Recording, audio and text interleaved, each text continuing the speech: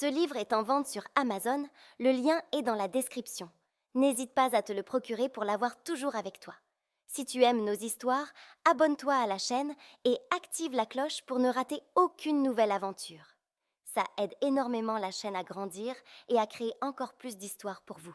Merci pour ton soutien. L'or du cœur. Dans la cour de récréation, tout le monde connaissait Léo. Il n'était ni le plus rapide, ni le plus fort, ni le plus populaire. Mais il avait quelque chose d'unique. Il était toujours bienveillant.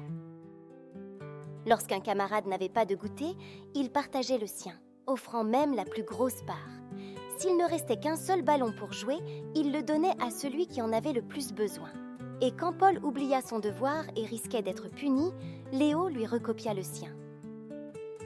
Un jour, alors qu'ils marchaient côte à côte, Paul observa longuement Léo avant de lui demander « Léo, pourquoi es-tu toujours gentil avec tout le monde, même quand les autres ne le sont pas avec toi ?»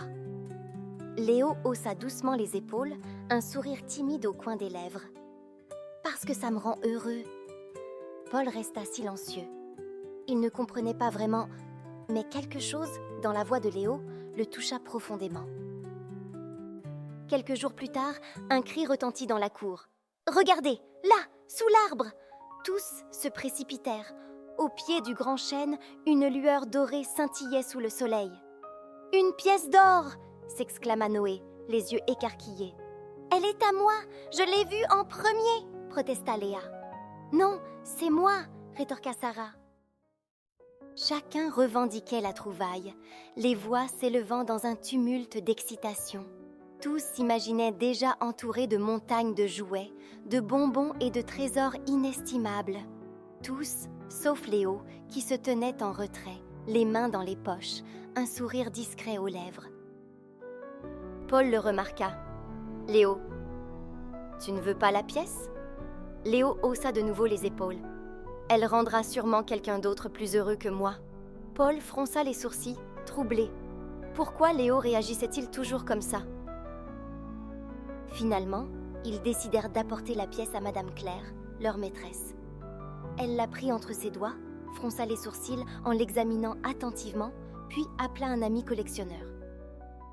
Lorsqu'il arriva, il observa la pièce à travers sa loupe. « C'est un louis d'or, une pièce très rare et précieuse !» Les enfants retinrent leur souffle. Avec une telle pièce, n'importe lequel d'entre eux pourrait acheter tous les jouets de ses rêves.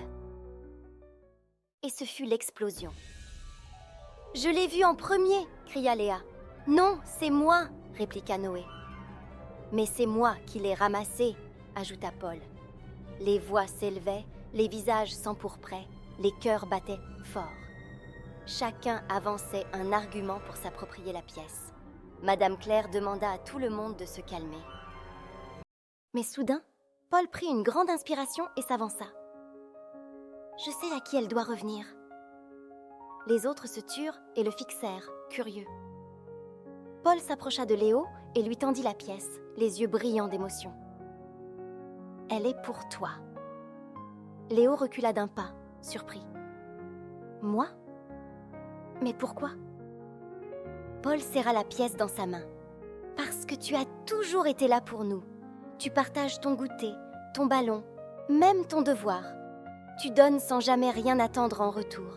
Cette fois, c'est à nous de te donner quelque chose. » Un silence tomba sur le groupe. Quelques secondes plus tôt, tous rêvaient encore de 1000 cadeaux. À présent, ils baissèrent la tête, un peu honteux. Puis, lentement, ils hochèrent la tête. Oui, Paul a raison, Léo mérite cette pièce. Léo sentit son cœur se serrer. Son regard se brouilla légèrement. Jamais il n'avait cherché de récompense. Et maintenant, ses amis lui offraient ce qu'ils avaient de plus précieux. La gorge nouée, il murmura « Merci ». Madame Claire prit alors la pièce et l'échangea contre un bon d'achat dans le plus grand magasin de jouets de la ville. Le mercredi suivant, Léo entra dans le magasin, accompagné de Marc, le bon d'achat en main. Des étagères remplies de jeux, de peluches et de livres s'étendaient à perte de vue. Il aurait pu tout prendre pour lui, mais il se souvenait de ce que chacun avait dit en se disputant la pièce. Il se rappelait les rêves de ses amis. Alors, il prit sa décision. Le lendemain matin, au pied du grand arbre de la cour, un spectacle inattendu attendait les enfants. Des dizaines de paquets colorés, chacun portant un prénom. « Qu'est-ce que... » murmura Paul. Léo s'approcha avec un sourire. « C'est pour vous !» Les enfants se regardèrent, incrédules. Paul prit un cadeau, lut son nom, puis leva les yeux vers Léo, bouleversé.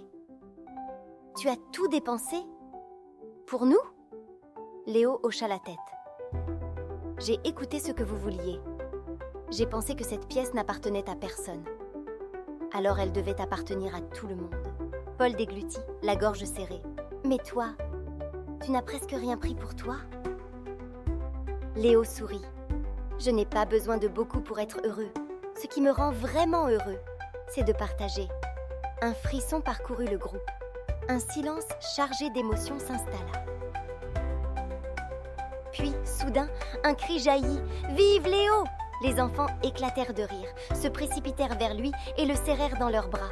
Ce fut un instant de joie pure. Ce jour-là, ils comprirent que la vraie richesse ne se mesurait pas en objets, mais en amour partagé.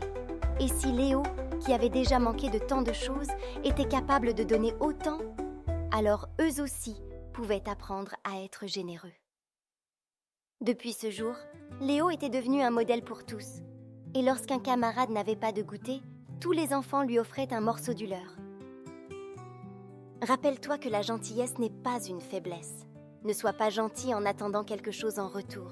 Ta plus grande récompense sera le bonheur que tu offriras autour de toi. Parfois, tu croiseras des personnes égoïstes qui ne te rendront pas ta gentillesse. Mais ne regrette jamais d'avoir été bon. Un jour, tes bonnes actions te reviendront. Et ce jour-là, ce sera encore plus beau que tout ce que tu aurais pu imaginer. Ce livre est en vente sur Amazon, le lien est dans la description. N'hésite pas à te le procurer pour l'avoir toujours avec toi. Si tu aimes nos histoires, abonne-toi à la chaîne et active la cloche pour ne rater aucune nouvelle aventure. Ça aide énormément la chaîne à grandir et à créer encore plus d'histoires pour vous. Merci pour ton soutien.